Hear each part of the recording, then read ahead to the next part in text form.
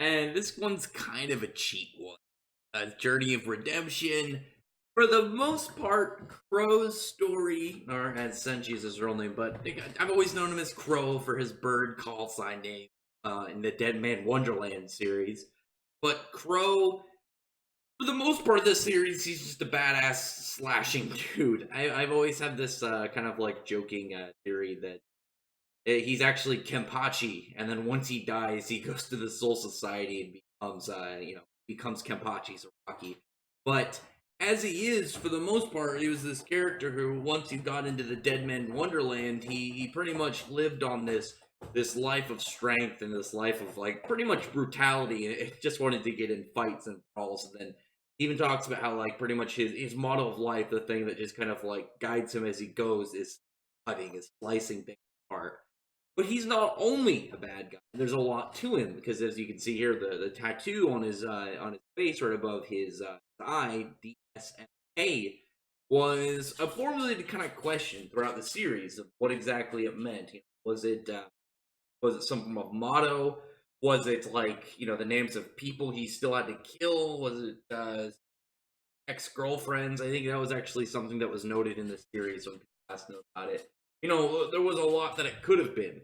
But what it actually was were four people that, pretty much sacrificed themselves to protect him. Because before he got into the Dead Man Wonderland, he's actually, I won't get too much into event spoilers. I'll get into a little bit of his backstory. But his whole thing is, out of all the characters that are in Dead Man Wonderland, because if you don't know anything about the series, it's pretty much an all death row prison that's like also like an amusement park that uses the inmates as, fodder for entertainment. But Crow is actually one of the characters who is innocent. He was falsely blamed for the murder of four people that were on his police force because he was a cop after the events of like this big earthquake in Japan. And from that, they had all these kind of like destroyed cities, a lot of lawlessness, a lot of crime, just absolutely running rampant all around the place. And the police, there weren't a lot of like police left, and even with amongst the ones that were, there was a lot of corruption. And Senji at the start, or Crow, I don't know why I'm switching between the two names, but he was one of the characters who actually had his power, this like ability to manipulate your blood called the Branch of Sin. He had his from early on, like they counted that more than 8 years prior to the beginning of the series. He was just an 18-year-old kid who was now a police officer trying to put out justice. With this ability to create a blood blade that can cut through steel like nothing. And he started out as kind of like this much more thuggish dude amongst officers. Like he was that kind of corrupt, dangerous cop. But as he kind of progressed, he ended up becoming a much better person from other members of his crew. I'm sure I'm remembering a couple extra scenes made him expanded on his story a little bit. I'll just count that a little expansion.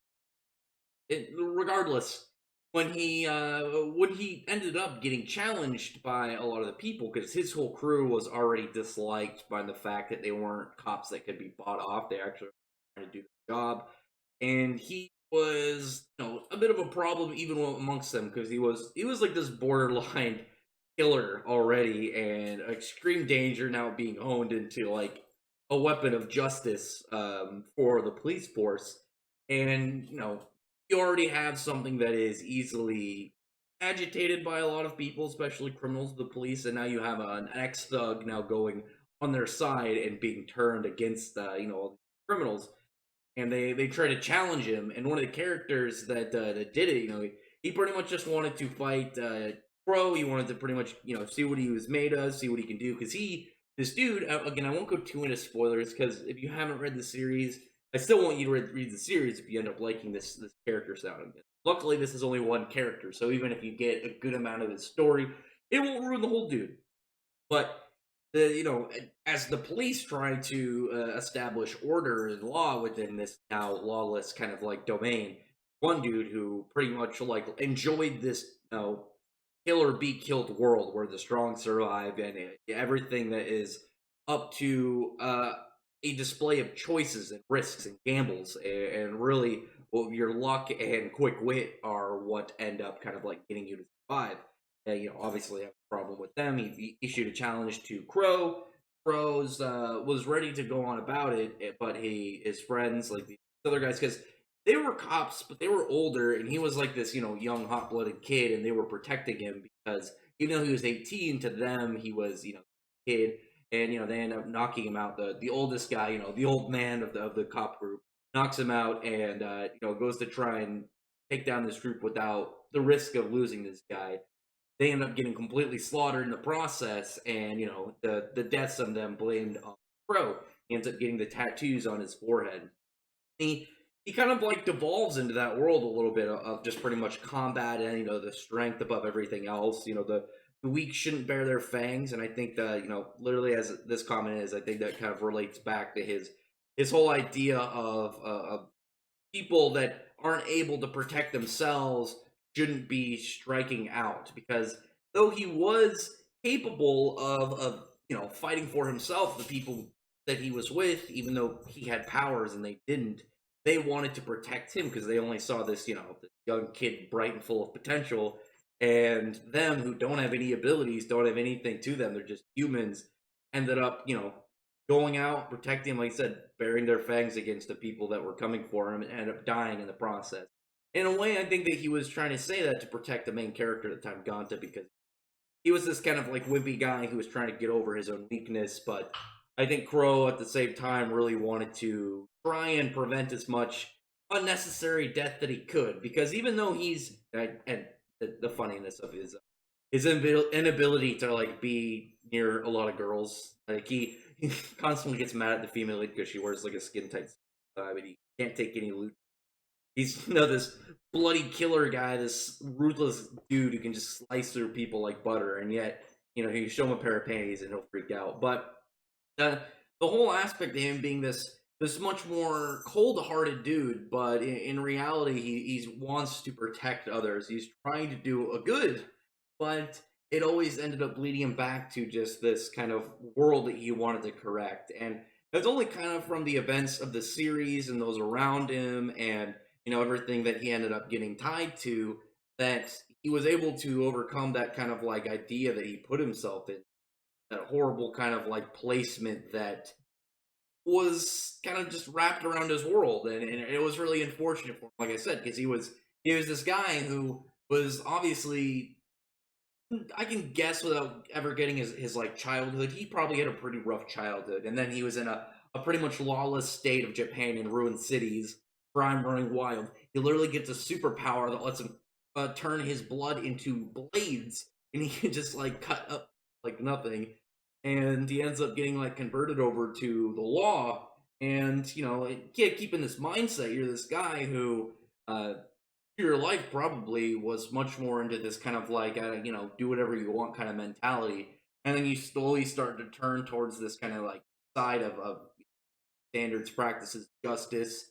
And once you kind of are getting on that path that is now in your mind, like that more like good side, everything just goes bad for you. And it was bad for him for a while, because it was what, 8 years? 8 years he just kind of like was in a state until the story began. But as I said, it's not his whole story. That's one of the things. Just with I talked about Jalal, where a majority of Jalal's story is his journey of redemption. The first chunk of the series, he's a bad guy, and then in the rest of it, he's trying to redeem everything that he's done, trying to make up for the weight of his sins that he caused upon him. And then you had William, who was much more about the potential of where his journey of redemption could lead to. And I wanted to get something in between, in not a full-on journey or a potential of the story. You have Crow, who his journey of redemption is really just kind of kept into a small portion of the series, and it really had one like small portion of resolve, but different pieces for both the beginning and the end of the story, which was really nice for him. Because, like I said, he's a really good guy. He just was kind of like torn down a bad path a lot of the time. Other than that, tell me in the comment section below. Like I said, I don't want to go too much into it, because this is one of those series that I really enjoy, and obviously people have heard about it, but I imagine not as many people have heard about it versus my channel. I'm here for other things like Fairy Tail or Black Clover, really big mainstream series, versus Dead Wondering, which was popular, but it wasn't as like heavy mainstream. It was still like picking up during during some times when anime and manga were starting to be more normalized, and they were starting to get out of that like kind of like shunned area that they were. I mean, we're still slightly in it, but for the most part, anime and manga is much like I think what Deadman Wonderland anime came out 9 years ago, I want to say, and anybody like tell you like 9 years ago it was much different. Like, it was kind of awkward to say that you only could get away with like certain staple things, Pokemon, but Deadman Wonderland was one of those series that really started to kind of turn people. Although the people that did see it, because it was a lot of the dark series that kind of like started to take away that like anime like kiddiness to it. Because unfortunately, other than that, it was all like the mainstream stuff that was on like Kids WB that was getting heavily censored. But miss you, Deadman Wonderland. Good stuff. Other than that, comment below. Tell me what you think about the character himself and the story of Deadman Wonderland. This guy who just, especially with Crow and him just trying to make up for his mistakes, his weakness. He talks about like his own kind of like growth point. As like he depended on the other people around him, and that was kind of like the perk of being a kid, where like the perk of being an adult is be cool and show off. And he kind of took that upon himself when Gonta was the kid who looked upon him. He actually ended up becoming a mentor, and I think that's one of the reasons I started to become fond of Gonta's story as well. He could kind of see his own like kind of like young foolish self when he was becoming a cop. Was looking forward to his seniors. God is looking up to him. So I'm in the comment section below. I mean, I'll start and finish for that relationship. But comment below, thumbs up the video from the like button and the subscribe button, and check out my other videos. From that, I appreciate everyone who's already subscribed, and I thank you all for listening.